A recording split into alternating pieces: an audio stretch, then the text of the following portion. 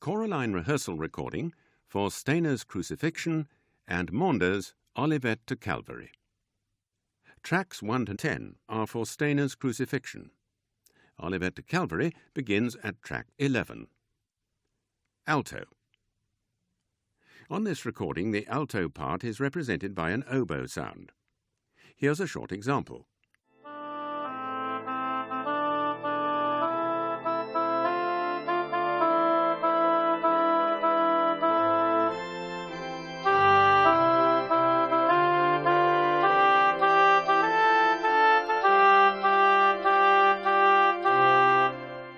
That's the end of the example, but don't forget you can use your stereo balance control to further enhance or diminish your own vocal line.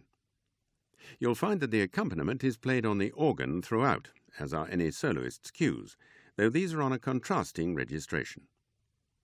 Although we hint at tempi and dynamics on this recording, we've generally kept these fairly neutral, as they'll be at the discretion of your conductor. Some editions of the score use rehearsal figures, but so as to be as universal as possible, we'll not use these, but use bar numbers instead. If your score does not show bar numbers, you may wish to pencil them in. Each movement begins afresh with bar 1. Don't forget that this recording contains copyright material, so please don't allow any part of it to be copied. Movement number 1 is for a tenor soloist, so we'll begin with movement 2, the agony. We'll play through the opening 16 bars of bass solo, and then you come in at bar 17.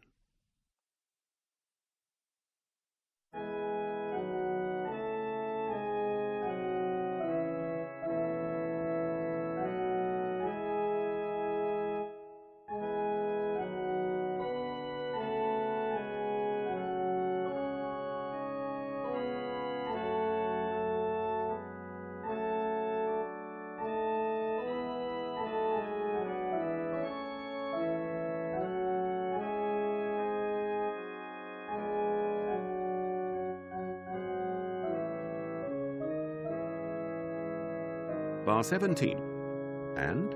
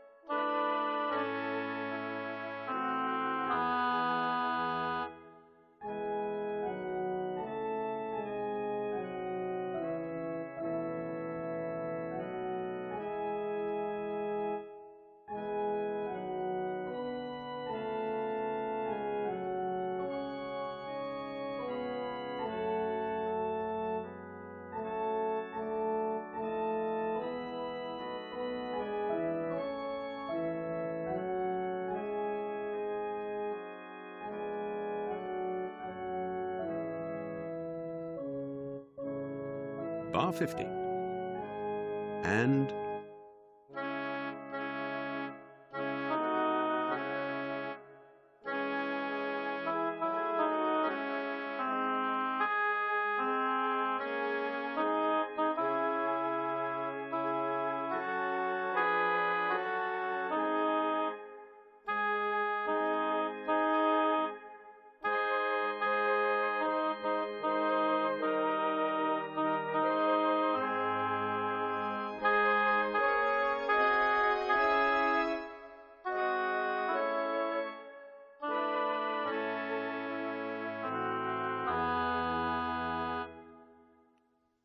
you don't sing again in this movement, so we'll stop here and go on to movement number 3. There's a long organ introduction to this movement, which we won't play here, but instead pick up at bar 48, which is 5 bars before you come in with Fling Wide the Gates at bar 52.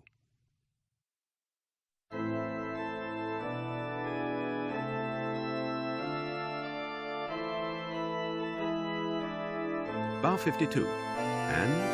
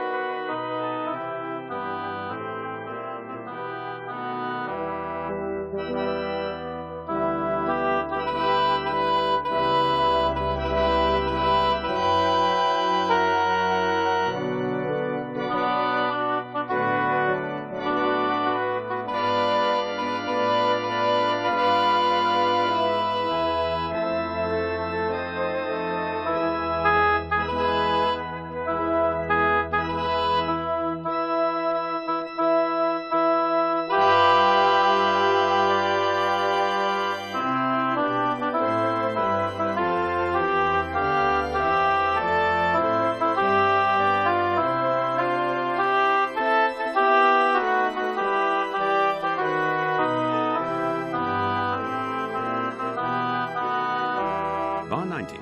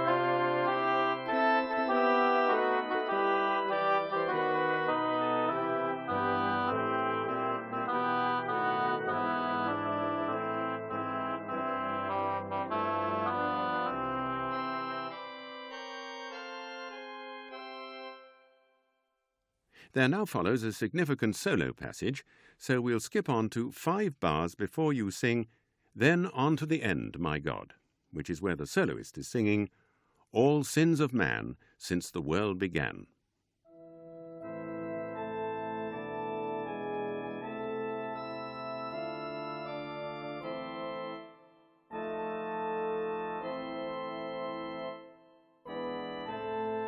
And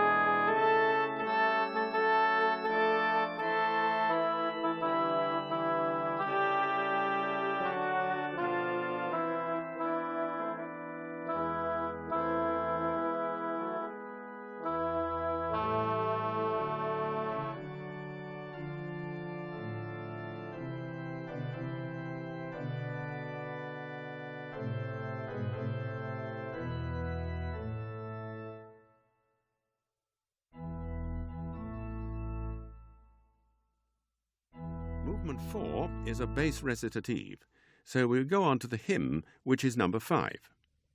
Here's the opening chord. And